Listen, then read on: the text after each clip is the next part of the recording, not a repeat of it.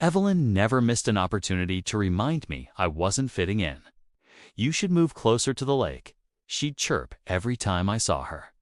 "Your cabin is too far out. You're not part of the real community." I'd just nod.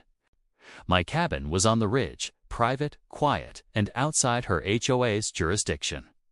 But Evelyn couldn't stand the idea of someone living nearby who wasn't under her thumb. One Saturday morning, she escalated everything quickly. I came back from town to see two sheriff's cruisers parked at the end of my driveway. Evelyn was standing right there, waving her arms dramatically as she pointed toward my cabin. "That's him," she cried as I pulled up. "He's squatting on restricted land.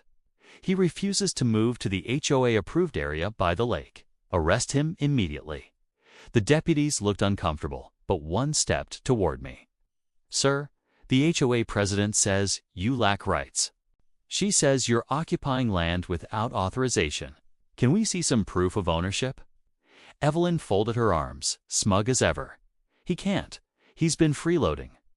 The rules say all residents must live in designated parcels. He's violating community standards." I got out of my truck calmly, reached into the glove box, and pulled out a leather case. Snapping it open, I handed the deputy a laminated pass. "Okay, read it carefully," eyebrows rising. Then he turned it around so Evelyn could see U.S. Department of the Interior Lake and Land Access Permit, issued to my name. Authorized for full residence and oversight in designated areas. Evelyn's mouth fell open in shock. The deputy cleared his throat. "Ma'am, this gentleman isn't squatting. He's a federally authorized landholder.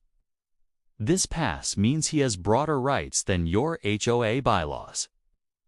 His cabin is on private land under federal recognition." Evelyn sputtered, binder trembling in her hands. That can't be true. Nobody outranks the HOA." The deputy chuckled softly. "Ma'am, the federal government does. And this pass overrides anything inside your binder." Neighbors had begun to gather, drawn by the flashing lights. They stared as the deputy handed my pass back with a nod of respect. "Looks like you're well within your rights, sir. Sorry for the inconvenience." Evelyn turned red. "This isn't fair. He doesn't follow our rules, and now you're saying he doesn't have to." "That's exactly what I'm saying," the deputy replied. "And if you keep filing false reports, you could be facing criminal charges yourself." The crowd started whispering amongst themselves. One neighbor muttered, "So all this time, he was official." Another added, "And Evelyn's been harassing him for nothing." I smiled politely at the deputies standing on my driveway. "Appreciate your time, officers. Sorry, you had to drive out here for nothing." Evelyn, on the other hand, had no exit strategy. She stammered something about appeals and special meetings, but nobody was listening to her anymore. She bolted back toward her car, binder clutched to her chest. The deputies drove off, shaking their heads. The neighbors drifted away, shooting Evelyn looks that told me her credibility had taken a beating. That night, as I sat on my porch, I set the pass down on the table. Evelyn thought her HOA could force me into line, but the truth was simple. Her lake had bylaws. My cabin had a federal seal, and no binder outranks that. Ho drama neighbor.